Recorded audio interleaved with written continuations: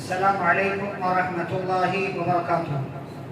بسم اللہ والصلاة والسلام علی رسول اللہ نبینا محمد وعلی آلہ واصحابہ ومن والاه واشهد ان لا الہ الا اللہ واشهد ان محمد رسول اللہ، اما بعد۔ معزز اسلامی بھائیوں، بزرگوں، نوجوانوں، عزیز بچوں اور اسلامی ماں اور بہنوں، آج کی مجلس میں انشاءاللہ پارہ نمبر 12 کے تعلق سے مختلف باتیں آپ کے سامنے پیش کی جائیں گی۔ اور جیسا کہ میں نے کہا تھا کہ پارہ نمبر 12 میں اللہ رب العالمین نے مختلف انبیاء کرام کا تذکرہ کیا ہے، تو انبیاء کا تذکرہ جہاں سے شروع ہوتا ہے اس سے پہلے دو بنیادی باتیں۔ پہلی بات کہ دنیا کے اندر اس زمین پر جتنی بھی مخلوق ہے، تمام مخلوقات کی روزی کا ذمہ دار صرف اور صرف اللہ ہے۔ وَمَا مِن دَابَّةٍ فِي الْأَرْضِ إِلَّا عَلَى اللَّهِ رِزْقُهَا وَيَعْلَمُ مُسْتَقَرَّهَا وَمُسْتَوْدَعَهَا۔ اللہ رب العزت ہر ایک جاندار کو، ہر ایک مخلوق کو کھلاتا ہے، پلاتا ہے، وہی روزی دینے والا ہے۔ وہ مخلوق، وہ انسان، جنات یا جو بھی کیڑے مکوڑے ہیں، ان کا رہنا کہاں ہے، ان کا جانا کہاں ہے، یہ تمام چیزیں اللہ رب العالمین کے علم میں ہیں، اور وہی اللہ ہے جس نے ساتوں آسمانوں اور زمینوں کو پیدا کیا ہے۔ پھر ایک اور بات اللہ نے ذکر کی آیت نمبر 15 میں، دنیا چاہنے والوں کا انجام، جو صرف اور صرف دنیا چاہتے ہیں، ان کا برا انجام ذکر کیا اللہ نے، جو اس سے پہلے بھی پارہ نمبر 2 میں بات آ چکی ہے۔ اور پھر آیت نمبر 25 سے انبیاء کرام کا تذکرہ شروع ہوتا ہے۔ تو سب سے پہلے آیت نمبر 25 سے 49 تک، یعنی تقریباً 25 آیتوں میں اللہ نے حضرت نوح علیہ السلام کا تذکرہ کیا۔ نوح علیہ السلام کے تعلق سے اللہ نے کیا باتیں بیان کی ہیں؟ اللہ نے نوح علیہ السلام کو ان کی قوم کی طرف بھیجا، انہوں نے لوگوں کو اللہ کی طرف بلایا، لوگوں نے ان کا مذاق اڑایا، تھوڑے لوگ، بس چند لوگ ایمان لائے۔ 950 سال تک تبلیغ کی نوح علیہ السلام نے، اور ایمان لانے والوں کی تعداد 100 تک بھی نہیں پہنچی، 100 تک نہیں پہنچی۔ تو یہ نہیں کہنا چاہیے کہ یہ فلانے عالم بولتے ہیں ان کی باتوں میں اثر نہیں ہے، فلانے عالم بولتے ہیں ان کی باتوں میں اثر ہے۔ 950 سال تک نوح علیہ السلام نے تبلیغ کی، صرف 80 سے 85 لوگ مسلمان ہیں۔ کیا ان کی باتوں میں اثر نہیں تھا؟ کیا وہ اخلاص کے ساتھ نہیں بولتے تھے؟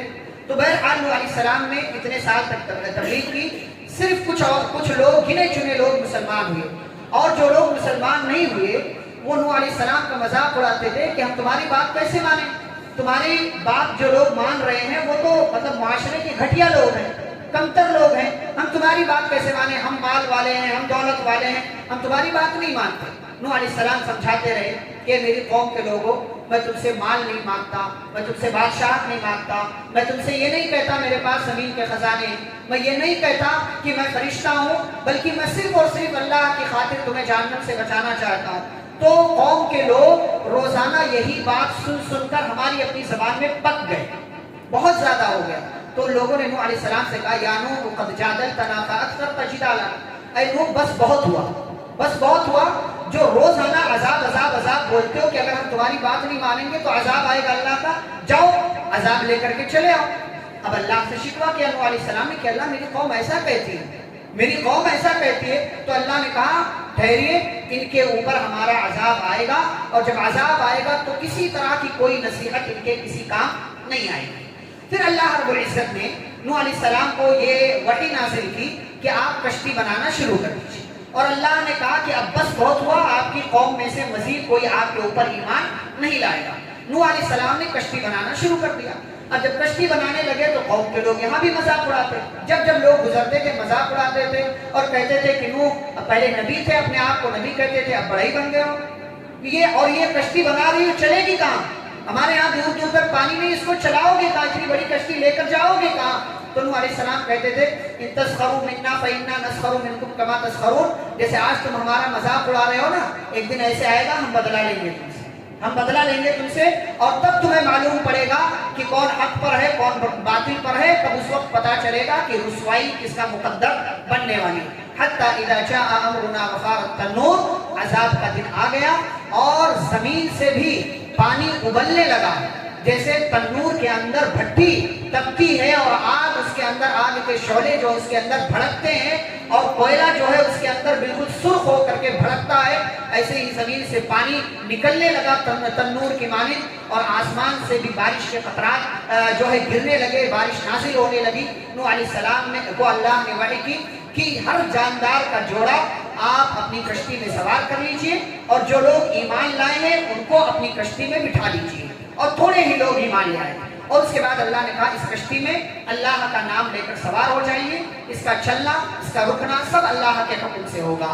اب وہ کشتی چلنے لگی، اور موج کے درمیان جیسے پہاڑ ہوتا ہے ویسے ہی کشتی بھی اس پانی کے اندر پہاڑ کی طرح چلنے لگی۔ اور نوح علیہ السلام کی نظر اچانک اپنے بیٹے کنعان پر پڑی۔ 4 بیٹے تھے، 3 مسلمان ہوئے تھے، ایک بیٹا مسلمان نہیں ہوا تھا۔ تو نوح علیہ السلام کی نظر اپنے بیٹے پر پڑی تو کہا یا بنی ارکب معنا، کہا اے میرے بیٹے آؤ اس پر سوار ہو جاؤ اور کافروں کے ساتھ مت رہو، اب بھی موقع ہے آ جاؤ۔ تو بیٹے نے کہا کہ سآوی الی جبل یعصمنی من الماء، یہ پانی یہ میرا کیا بگاڑے گا، اتنا بھاری بھرکم پہاڑ ہے، لمبا چوڑا اونچا، میں اس پر چڑھ جاؤں گا، یہ پہاڑ مجھے بچا لے گا۔ نوح علیہ السلام نے کہا لا عاصم اليوم من امر اللہ، آج کے دن کسی کی خیریت نہیں ہے، اس پر اللہ رحم کرے گا وہی بچے گا۔ وحال بینہم الموج، باپ اور بیٹے کے درمیان یہ بات ہو رہی تھی، ایک بڑی موج آئی اور باپ اور بیٹے کے درمیان جدائی پیدا کر گئی، اور بیٹا ڈوبنے والوں میں سے ہو گیا۔ بغاوت پر ہو آمادہ تو ڈوبے نوح کا بیٹا، یہاں نام و نسب کی برتری سے کچھ نہیں ہوتا، آپ کتنے ہی اونچے خاندان کے کیوں نہ ہو، لیکن اگر آپ کے پاس ایمان کی دولت نہیں ہے تو میں خان ہوں، چودھری ہوں، فلانے مسلک سے، فلانے خاندان سے میرا تعلق ہے، اللہ کے ہیں سارے خاندان رشتہ داریاں نہیں دیکھی جاتی، ورنہ ابو لہب کبھی بھی جہنم کے اندر نہیں جاتا۔ بہرحال نوح علیہ السلام کا بیٹا ڈوب گیا، اور وقیل یا ارض ابلعی ماءکی ویا سماء اقلعی وغیض الماء، اور اللہ نے حکم دیا زمین کو کہ اب پانی نکالنا بند کرو، آسمان کو حکم دیا ٹھہر جاؤ، پانی جو ہے وہ ٹھہر گیا، اور اللہ نے نوح علیہ السلام کی کشتی کو حکم دیا کہ جودی پہاڑ پر وہاں ٹھہر جا۔ نوح علیہ السلام کی کشتی جودی نامی پہاڑ پر ٹھہر گئی، اور نوح علیہ السلام کی پوری قوم کو اللہ نے اس سمندر میں اس طوفان میں تباہ و برباد کر کے رکھ دیا۔ اب جب یہ سارا قصہ ختم ہوا، نوح علیہ السلام کو اپنے بیٹے کی یاد آئی اور کہا اللہ میرا بیٹا تو میرے خاندان کا حصہ تھا، اور تیرا وعدہ تھا کہ میرے خاندان کے لوگوں کو تو بچائے گا۔ اللہ نے کہا نوح ہمارے یہاں یہ رشتہ داری والا خاندان اصل نہیں ہے، ہمارے یہاں ایمان کی رشتہ داری اصل ہے۔ یا نوح انہ لیس من اہلک، وہ آپ کا بیٹا تو تھا لیکن در حقیقت وہ آپ کی فیملی کا جو ایمانی رشتہ ہے اس کا حصہ نہیں تھا۔ اور یاد رکھیں آپ غلط بات کا مجھ سے مطالبہ کر رہے ہیں، آئندہ ایسا نہ کیجیے گا ورنہ آپ ظالموں میں سے ہو جائیں گے اور آپ کو بہت سخت جو ہے وہ سزا بھگتنی پڑے گی۔ نوح علیہ السلام نے اللہ سے معافی مانگی اور اللہ سے کہا اللہ تو نے معاف نہیں کیا، رحم نہیں کیا تو میں خسارہ اٹھانے والوں میں سے ہو جاؤں گا۔ بہرحال یہ مختصر قصہ اللہ رب العالمین نے ذکر کیا ہے۔ مزید کچھ اور باتیں ہیں جو پارہ نمبر 29 میں سورہ نوح کے نام سے جو مکمل سورہ ہے وہاں پر تذکرہ آئے گا، تو کچھ اور باتیں انشاءاللہ نوح علیہ السلام کے قوم کے تعلق سے آئیں گی۔ ہود علیہ السلام کا تذکرہ کیا اللہ نے آیت نمبر 50 سے 60 میں 11 آیتوں میں۔ ہود علیہ السلام کا بس معمولی سا تھوڑا سا تذکرہ ہے، اور وہ تذکرہ یہ ہے کہ ہود علیہ السلام کو اللہ نے بھیجا اور قوم کے لوگوں کو دعوت دی، قوم کے لوگوں نے ان کی بات کو قبول نہیں کیا، حوالہ دیا ہے میری قوم کے لوگوں اللہ کی بات مان لو، استغفار کرو، توبہ کرو اللہ سے، اللہ استغفار کی وجہ سے تمہیں مضبوط کر دے گا، تمہیں مضبوط کر دے گا، تمہارے اوپر آسمان سے بارش نازل کرے گا۔ اور دیکھو مجرم بن کر کے زندگی مت گزارو، مجرموں کا ساتھ مت دو۔ لوگوں نے اعتراض کیا کہ آپ ہمیں ہمارے معبودوں کو چھوڑنے کے لیے کہتے ہیں، ان نقول الا تراک بعض آلہتنا بسوء، ہمیں لگتا ہے کہ ہمارے کسی معبود کی بد دعا آپ کو لگ گئی ہے، آپ ووٹ پٹانگ کچھ بھی باتیں کر رہے ہیں۔ ہود علیہ السلام کہتے تھے انی اشہد اللہ واشہدوا انی بریء مما تشرکون، میں اللہ کو گواہ بنا کر کے کہتا ہوں کہ جن چیزوں کو تم اللہ کے ساتھ شریک کرتے ہو میں ان سے بری ہوں۔ بہرحال ان کا وقت مکمل ہوا، اللہ رب العزت نے ہود علیہ السلام کو حکم دیا کہ ہم آپ کو آپ کے ماننے والوں کو بچا لیں گے اور آپ کی قوم کو بہت سخت قسم کے عذاب میں جو ہے مبتلا کر دیں گے۔ عذاب کا دن آیا اور اللہ رب العزت نے اسے ہود علیہ السلام کی قوم پر یعنی قوم عاد پر، جسے قوم عاد کہا جاتا ہے، 7 راتوں اور 8 دن تک مسلسل تیز ہوائیں بھیج دی اور اللہ نے ان کو زمین پر ایسے ہی عذاب میں مبتلا کر دیا. یہ ایسے ہی پڑے تھے جیسے کھجور کے تنے گرنے کے بعد سوکھنے کے بعد گرتے ہیں. کأنہم اعجاز نخل خاویہ. اس زمین پر ویسے ہی پڑے ہوئے تھے اور ان کی کوئی خیریت پوچھنے والا نہیں تھا. یہی وہ قوم تھی جو اس بات کا دعویٰ کرتی تھی من اشد منا قوہ. ہم سے زیادہ پاورفل کون ہے, ہم سے زیادہ طاقتور کون ہے؟ اولم یرو, اللہ نے کہا بے وقوف ہے یہ لوگ. کیا ان کو نہیں پتا کہ جس نے ان کو پیدا کیا وہ ان سے کہیں زیادہ طاقتور ہے؟ اور پھر اس کے بعد اللہ نے کہا کہ ہم نے ان کو ایسی تیز اور تند آندھی میں مبتلا کر دیا کہ جس سے یہ نکلنے کی تاب اور ہمت اپنے اندر نہیں رکھا کرتے تھے. پھر اللہ نے حضرت صالح علیہ السلام کا تذکرہ کیا جن کی قوم کو قوم سمود کہا جاتا ہے. آیت نمبر 61 سے 68 میں صالح علیہ السلام کو بھیجا, انہوں نے بھی دعوت دی, قوم کے لوگوں کو سمجھایا, توبہ اور استغفار کرنے کا حکم دیا.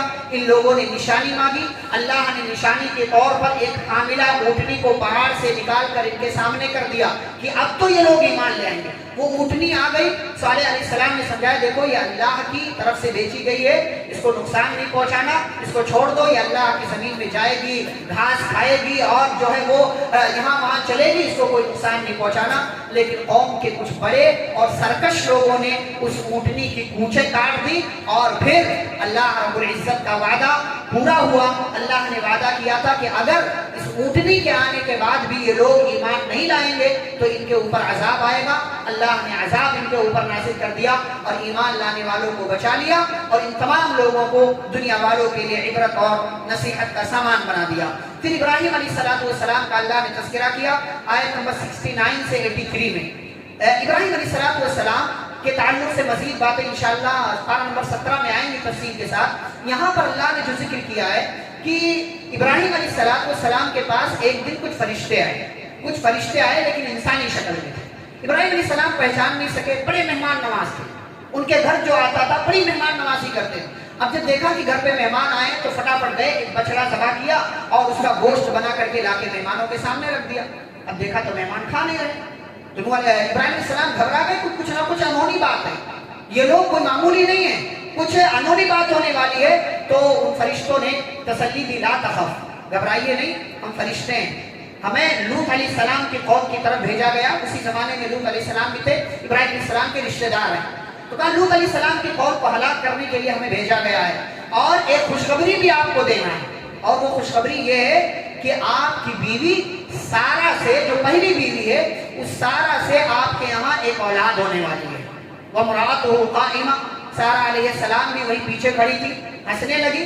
فضحکت, ہنسنے لگی. فبشرناہا باسحاق, فرشتوں نے اسحاق علیہ السلام کے پیدا ہونے کی خوشخبری دی. تو تعجب کیا کہ ہمارے ہاں بچی کی پیدائش کیسے ہوگی, کیا میں تو بوڑھی ہو چکی ہوں اور یہ بھی بوڑھے ہو چکے ہیں, یہ پورا معاملہ بڑی عجیب و غریب چیز ہے. قالوا اتعجبین من امر اللہ, کہ اللہ کی بندی تم تعجب کرتی ہو, نبی کی بیوی ہو کر کے تم تعجب کر رہی ہو, حالانکہ اللہ کی رحمتوں میں تمہاری زندگی گزر رہی ہے. اللہ کی رحمت پر تعجب کیسا, اللہ تمہارے ہاں ایک بیٹا پیدا کرنے والا ہے. اور اللہ رب العالمین نے پھر سارہ علیہ السلام کے ہاں ایک بچے کی پیدائش کی اور ان کے ہاں اسحاق علیہ السلام پیدا ہوئے. ابراہیم علیہ السلام کی 2 بیویاں تھیں, سارہ پہلی بیوی, ہاجرہ دوسری بیوی. ہاجرہ کو ایک بادشاہ کی بیٹی تھی ہاجرہ, اس بادشاہ نے ابراہیم علیہ السلام کو تحفے میں دے دیا تھا, تو باندھی اور کنیز بن کر کے آئی تھی ابراہیم علیہ السلام کی. لیکن سارہ علیہ السلام سے کوئی اولاد نہیں تھی, تو سارہ نے ابراہیم علیہ السلام سے کہا کہ آپ ہاجرہ سے شادی کر لیجیے, نکاح کر لیجیے. نکاح کیا تو کچھ دنوں کے بعد اللہ رب العالمین نے اسماعیل علیہ السلام کو ہاجرہ علیہ السلام کے یہاں پیدا کیا. اس طریقے سے ابراہیم علیہ السلام 80 سال کی عمر کے بعد صاحب اولاد ہوئے. اور اس کے بعد سارہ علیہ السلام کے یہاں بھی اللہ کی جانب سے پیدائش ہوئی. کیا پتہ چلا, آپ دوسروں کے ساتھ احسان کریں, اللہ آپ کے ساتھ احسان کرے. آپ دوسروں کے ساتھ احسان کریں, اللہ آپ کے.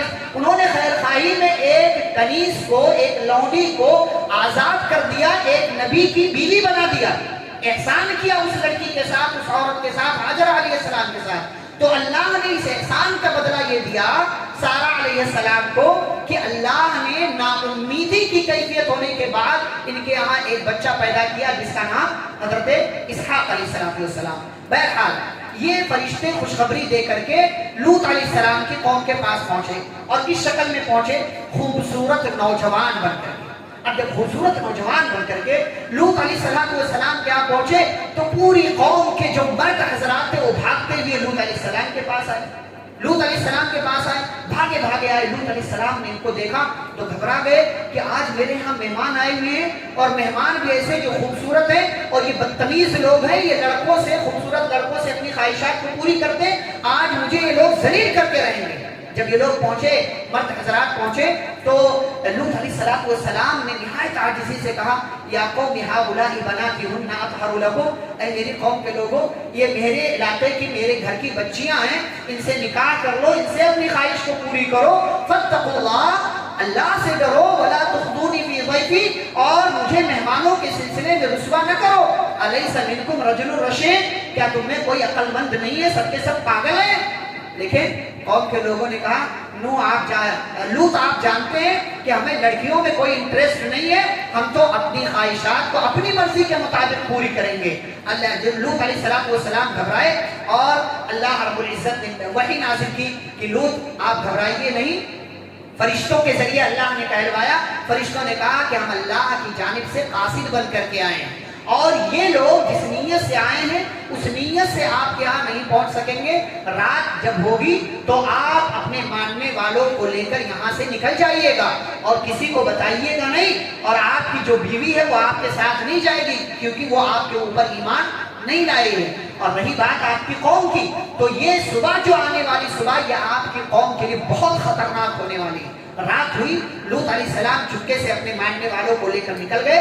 فلما جاء امرنا جعلنا، تو جب اللہ رب العزت کی طرف سے وعدہ پورا ہوا، وقت آ گیا، تو جبریل علیہ السلام کے ذریعے اللہ نے ان کے اوپر ایسا خطرناک عذاب نازل کیا کہ جبریل علیہ السلام نے ان کی پوری بستی کو ایسے ہاتھ پر اٹھایا اوپر، جعلنا عالیہا سافلہا، اور ایسے لے جا کر کے الٹا ایسے زمین پر انہیں مار دیا۔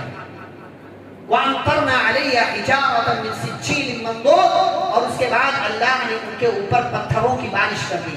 مُسَوَّمَةً عِندَ رَبِّكَ، اور ان تمام لوگوں کے نشانات کو مٹا دیا گیا۔ دیکھیں، جو لوگ جس قسم کے عذاب، جس قسم کے گناہ میں مبتلا ہوں گے، اللہ ان کو ویسے ہی عذاب سے نوازے گا۔ یہ قوم پہلی ایسی قوم تھی کہ جس کے ہاں یہ برائی تھی کہ مردوں کے ذریعے اپنی خواہشات کو پوری کرتے تھے، تو اللہ نے ان کو ایسا عذاب دیا جو آج سے پہلے اللہ نے کسی اور قوم کو نہیں دیا تھا۔ انہیں الٹا کر کے، ان کی بستی کو الٹا کر کے زمین پر انہیں چپکا دیا گیا، ختم کر دیا گیا، اور یہ قوم ہمیشہ کے لیے برباد کر دی گئی۔ اس کے بعد شعیب علیہ السلام کا اللہ نے تذکرہ کیا ہے آیت نمبر 84 سے 95 میں۔ شعیب علیہ السلام آئے، اپنی قوم کے درمیان پہنچے، انہیں تبلیغ کی، دعوت کی، نصیحت کی، اللہ کی طرف بلایا، اور ان کے ہاں جو ایک بیماری تھی ناپ تول میں کمی کرنے کی، اس بیماری سے، اس گناہ سے بچنے کی نصیحت کی۔ قوم کے لوگوں نے اعتراض کیا۔ شعیب علیہ السلام نے سمجھایا کہ دیکھو بھائی، میں تو اللہ کا پیغمبر ہوں، میں بات بتانے کے لیے آیا ہوں، ماننا ہے تو مان لو، نہیں ماننا تو مت مانو۔ اس کے بعد اللہ کی طرف سے عذاب آیا، اور اللہ رب العالمین نے ان لوگوں کو بھی ہمیشہ ہمیشہ کے لیے مٹا دیا۔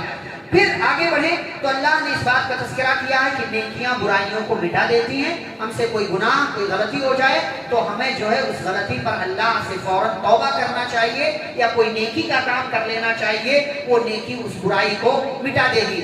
اور اس سورہ میں، جو سورہ ہود کی آخری آیات ہیں، اس میں اللہ نے قرآن میں جو قصے بیان کیے ہیں، ان قصوں کو بیان کرنے کا ایک مقصد بیان کیا۔ فرمایا وَكُلًّا نَقُصُّ عَلَيْكَ مِنْ أَنْبَاءِ الرُّسُلِ مَا نُثَبِّتُ بِهِ فُؤَادَكَ، کہ جو یہ نبیوں کے قصے ہم آپ کو سنا رہے ہیں، اس کا مقصد یہ ہے تاکہ اس کے ذریعے آپ کا دل مضبوط ہم کر دیں۔ کیسے مضبوط ہوتا ہے؟ کیونکہ جب ساری چیزیں ہم دیکھیں گے، عذاب کا، گناہ کا انجام، اور گناہ کی جو ہے گناہ کا وبال، ایمان لانے کا فائدہ، نبیوں کو نجات دینا، اور کیسے بڑے بڑے ظالموں سے نبیوں کو، ایمان لانے والوں کو بچا لینا، کہ جب ہم دیکھیں گے، پڑھیں گے، تو ایک طرف ڈریں گے اور ایک طرف اللہ کی رحمت سے ہمیں امید ہوگی۔ اس لیے اللہ نے اتنی کثرت کے ساتھ قرآن میں نبیوں کے قصے اور واقعات بیان کیے، اور اس پارے کے اندر خصوصی طور سے یہاں پر سورہ ہود مکمل ہوتی ہے۔ اس کے بعد سورہ یوسف کا آغاز ہوتا ہے۔ سورہ یوسف کے اندر، سورہ یوسف حضرت یوسف علیہ السلام کے قصے کا تذکرہ ہے، اس کے اندر انہیں کے نام پر یہ سورہ ہے۔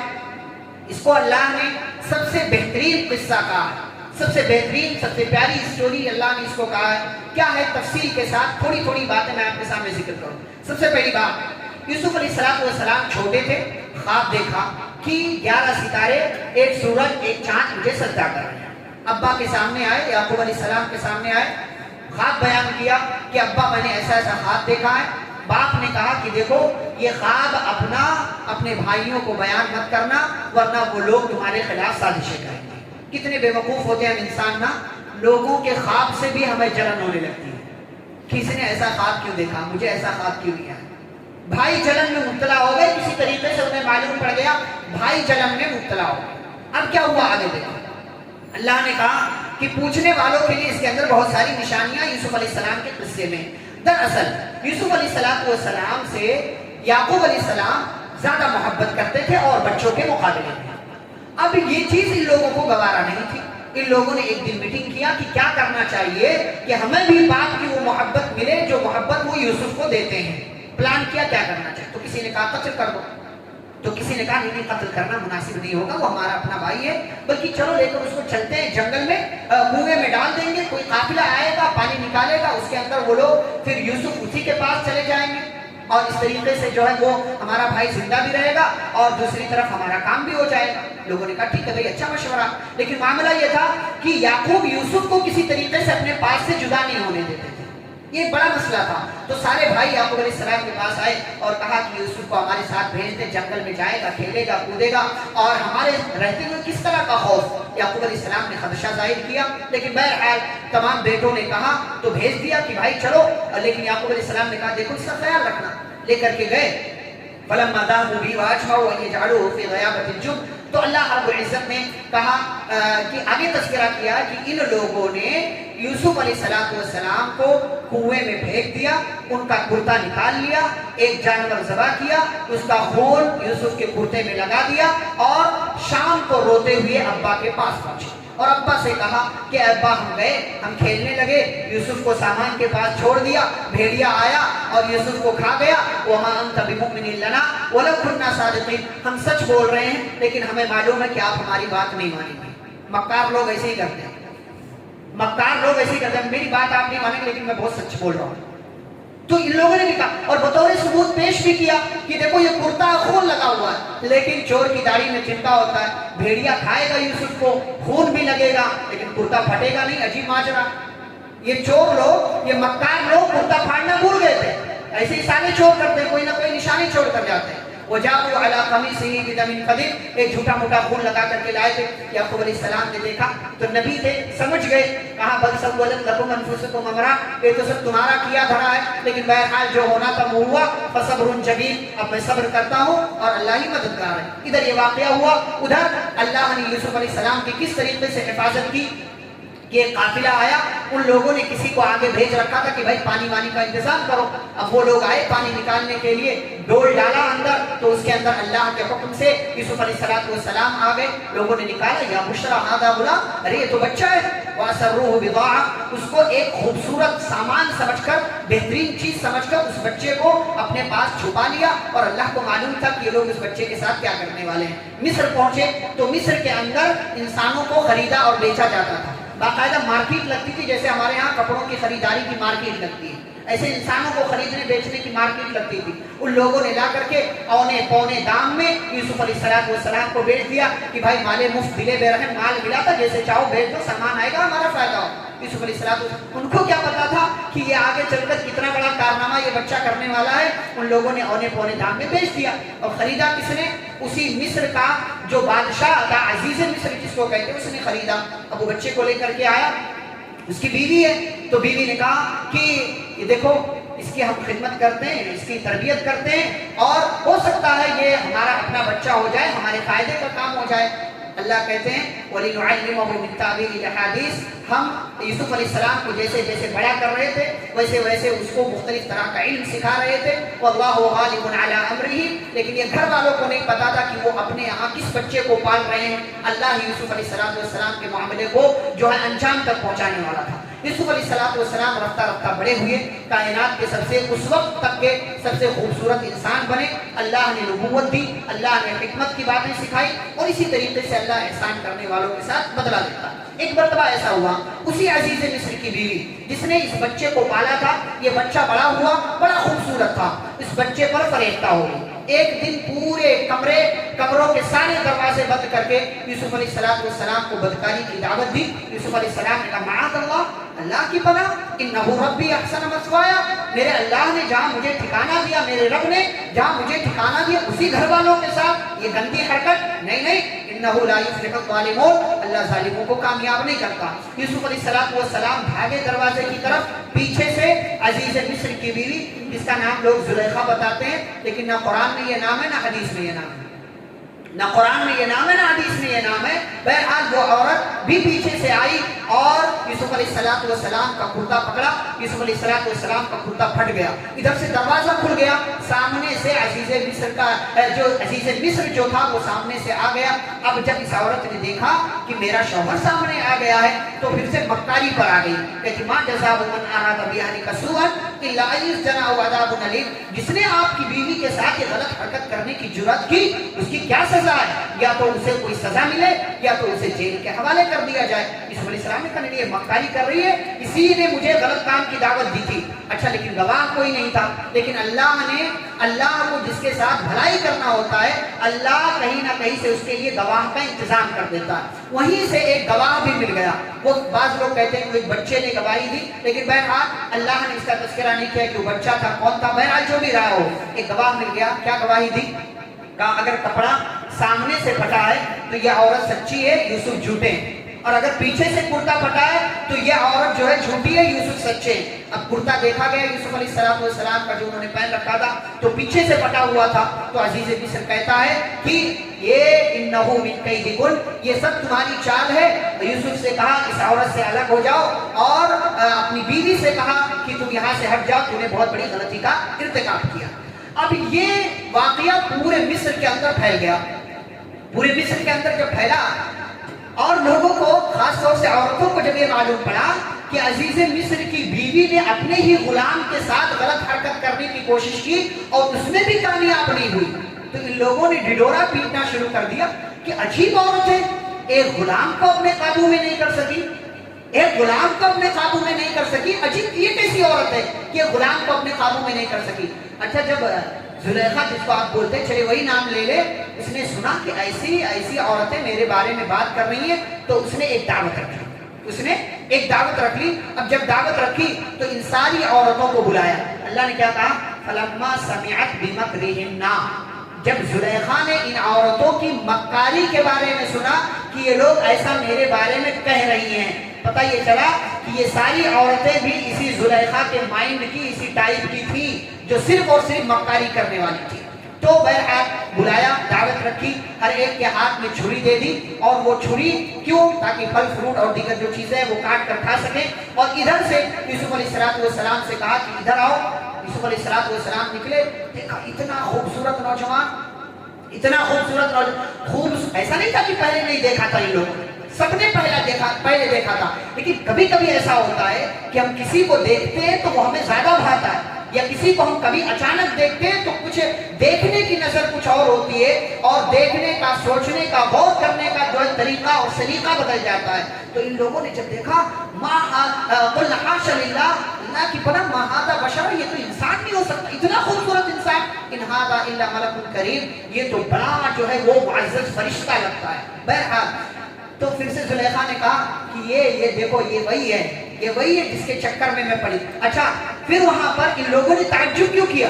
خوبصورتی کو دیکھ کر تعجب نہیں کیا تھا، خوبصورتی کو دیکھ کر تعجب نہیں کیا، بلکہ یہ دیکھا کہ اتنا بھاری، مطلب اتنا خوبصورت نوجوان اور ہم سب اتنی خوبصورت عورتیں ہیں، یہ بندہ کمرے سے نکلتا ہے اور ہماری طرف نظریں اٹھا کر دیکھنے کے بجائے سیدھا اپنے راستے سے جہاں جانا ہے وہ چلا جا رہا ہے۔ اس پر ان لوگوں نے تعجب کیا، خوبصورتی پر زیادہ تعجب نہیں کیا، کیونکہ دیکھ تو پہلے بھی رکھا تھا، پہلے سے دیکھ رکھا تھا، ایسا نہیں ہے کہ پہلے سے نہیں دیکھ رکھا تھا، پہلے سے دیکھ رکھا تھا، لیکن جب یہ دیکھا کہ یہ ہماری طرف مڑ کر دیکھ بھی نہیں رہا ہے تب انہیں زیادہ تعجب ہوا۔ تب زلیخا نے کہا کہ دیکھو تو مجھے کہہ رہی تھی کہ میں کیسے کامیاب نہیں ہوئی اور یہ غلام کو اپنے فیور میں نہیں کر سکی.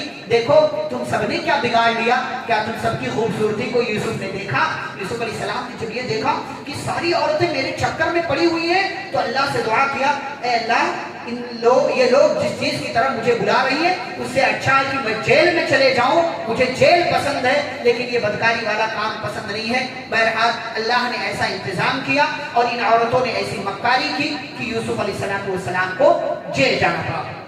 یوسف علیہ السلام جیل چلے گئے. وہاں ان کو دو نوجوان ملے. وہاں انہوں نے اپنا کردار بڑا خوبصورت بنا کر رکھا, جہاں بھی رہیں اچھا کردار پیش کریں, کبھی گالی نہیں, برا بھلا نہیں, اپنی طرف سے عمدہ کردار پیش کریں.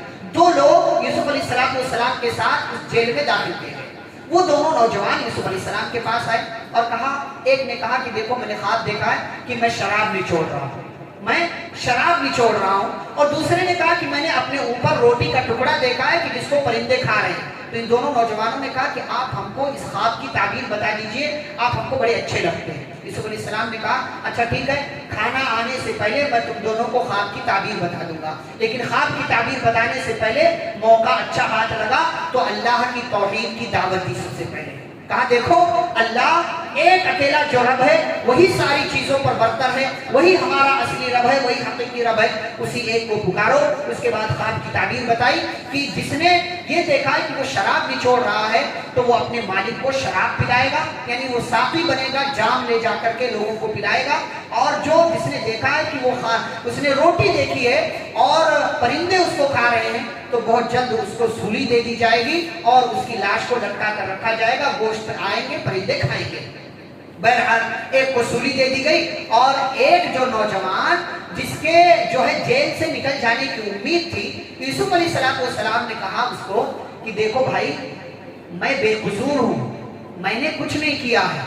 جب یہاں سے تم جیل سے چھٹ کر جاؤ گے تو اپنے بادشاہ کے پاس جا کر کے میرا تذکرہ کرنا کہ ایک معصوم انسان جیل میں قید ہے, اس کی رہائی کا کوئی انتظام کرو. اس نے کہا ٹھیک ہے, حامی بھر لی کہ آپ نے میرے ساتھ احسان کیا, میں بھی آپ کے ساتھ احسان کروں گا. اس نے حامی بھر لی, لیکن فَأَنْسَاهُ الشَّيْطَانُ, شیطان نے بھلا دیا. وہ جیل سے چھوٹ کر تو گیا لیکن وہ بادشاہ کے سامنے تذکرہ نہیں کر سکا اور یوسف علیہ السلام اس طریقے سے بے قصور ہونے کے باوجود کئی سال تک جیل کے اندر پڑے رہے. اب ایک لمبی مدت گزری, بادشاہ جو تھا مصر کا اس نے خواب دیکھا کہ 7 موٹی گائیں ہیں جن کو 7 دبلی گائیں کھا رہی ہیں اور 7 ہری بھری بالیاں ہیں اور 7 سوکھی بالیاں ہیں. تو اس نے اپنی قوم کے بڑے بڑے علماء کو اکٹھا کیا اور کہا اے علماء, اے عالموں, اس خواب کی تعبیر بتاؤ, اس خواب کی تعبیر کیا ہے. تو ان لوگوں نے کہا ارے سب تو فالتو دماغ کی فالتو, جو سوچتے رہتے وہی دماغ میں, یہ خواب ہوا ہے, اس خواب کی کوئی تعبیر وابیر نہیں ہے. اور ہمیں نہیں لگتا کہ ہم سے زیادہ خواب کی تعبیر بتانے والا کوئی بڑا عالم ہوگا. اسی مجلس میں وہ نوجوان بھی تھا جو جیل سے چھوٹ کر آیا تھا اور جو بھول گیا تھا کہ یوسف جیل میں قید ہے. جب اس نے خواب کی بات سنی تو اس کو یاد آ گیا کہ جیل میں یوسف قید ہے اور وہ خواب کی بڑی اچھی تعبیر بتاتے ہیں. تو بادشاہ سے کہا, بادشاہ ایک نوجوان ہے جو جیل میں قید ہے, وہ خواب کی بڑی اچھی تعبیر بتاتا, اجازت ہو تو اس کو لے کر آؤں یا اس سے خواب کی تعبیر پوچھ کر آؤں. کہا اچھا ٹھیک ہے, جاؤ پوچھ کر آؤ. گیا یوسف کے پاس اور کہتا ایھا الصدیق, اے میرے دوست یوسف, ایک خواب ہے, اس کی تعبیر بتلانا ہے. خواب بتایا اور کہا کہ اس کی تعبیر بتاؤ اگر ممکن ہے. یوسف علیہ السلام نے خواب کی تعبیر بتائی کہ یہ 7 جو موٹی گائیں ہیں ان کا مطلب یہ ہے کہ تمہارے اگلے 7 سال بڑے اچھے ہوں گے, فصلیں بڑی اچھی ہوں گی. جب یہ 7 سال ہوں گے تو ان 7 سالوں میں اپنی فصلوں کی حفاظت کرنا اور بالی جو ہے اس کو, بالی کو جو اسی میں لگے رہنے دینا, اناج کو بالی سے الگ نہیں کرنا, اس سے زیادہ دن تک تمہارا اناج چلے گا. اور اس کے بعد 7 جو دبلی گائیں ہیں ان کا مطلب یہ ہے کہ 7 سالوں تک تمہارے یہاں بارش نہیں ہوگی اور اس کے بعد پھر 1 سال آئے گا جس کے اندر بہت بارش ہوگی اور اللہ تمہارے لیے غلے اور اناج پیدا کرے گا. یہ نوجوان نے خواب کی تعبیر سنا یوسف علیہ السلام سے. اس کے بعد یوسف علیہ السلام سے واپس آ کر کے بادشاہ کو تعبیر بتائی. بادشاہ نے کہا ارے اتنا اچھا, اتنا بڑا عالم وہ جیل میں کیسے, اس کو ہمارے پاس لے کر کے آؤ. پھر سے ایک جو ہے وفد, کچھ لوگ گئے یوسف علیہ السلام کے پاس اور کہا بادشاہ آپ کو یاد کرتے ہیں. کہا دیکھو جب تک میری بے گناہی کا عورتیں اقرار نہ کر لیں تب تک میں جیل سے اپنے آپ کو نہیں نکالوں گا. عورتوں کو اکٹھا کرو اور ان سے پوچھو کہ مجرم میں تھا یا مجرم یہ عورتیں تھیں. تو بادشاہ نے ساری عورتوں کو اکٹھا کیا اور ان لوگوں سے سوال کیا کہ غلطی کس کی تھی, اب تو بتاؤ. قلنا حاشا للہ, ان لوگوں نے کہا اللہ کی پناہ, اس کے اندر تو ہم نے کوئی عیب نہیں دیکھا, یہ سب کے سب ہماری مکاری تھی. اور پھر اس کے بعد زلیخا نے بھی اقرار کیا کہ ہاں اب سچائی جو ہے وہ واضح ہو رہی ہے, میں نے ہی اس کو بدکاری کی طرف بلایا تھا. اور پھر اس کے بعد کہا کہ مطلب انسان کو اس کا نفس برائی پر ابھارتا رہتا ہے. اور اس کے بعد کا جو بقیہ حصہ ہے اس واقعے کا وہ پارہ نمبر 13 میں ہے. یہاں پر پارہ نمبر 12 مکمل ہوتا ہے. انشاءاللہ بقیہ جو واقعے کا حصہ ہے وہ کل ہم تفصیل کے ساتھ انشاءاللہ بیان کریں گے. یوسف علیہ السلام کیسے جو ہے وزیر خزانہ بنے, پھر بادشاہ بنے, کیسے بھائیوں سے ملاقات ہوئی, پھر کیسے باپ سے یعقوب سے ملاقات ہوئی. یہ سارا جو ہے پس منظر ساری چیزیں انشاءاللہ تفصیل کے ساتھ ہم کل دیکھیں گے. آج بات تھوڑی لمبی ہو گئی, اس کے لیے میں معذرت چاہوں گا. اللہ رب العزت سے دعا ہے اللہ ہم سبھی کو قرآن و حدیث کی تعلیمات کو پڑھنے, سمجھنے, ان پر عمل کرنے کی توفیق عطا فرمائے. آمین. وصلی اللہ علی النبی الکریم. ربنا تقبل منا انک انت السمیع العلیم. سبحانک اللہم وبحمدک اشہد ان لا الہ الا انت استغفرک واتوب الیک. والسلام علیکم ورحمۃ اللہ وبرکاتہ.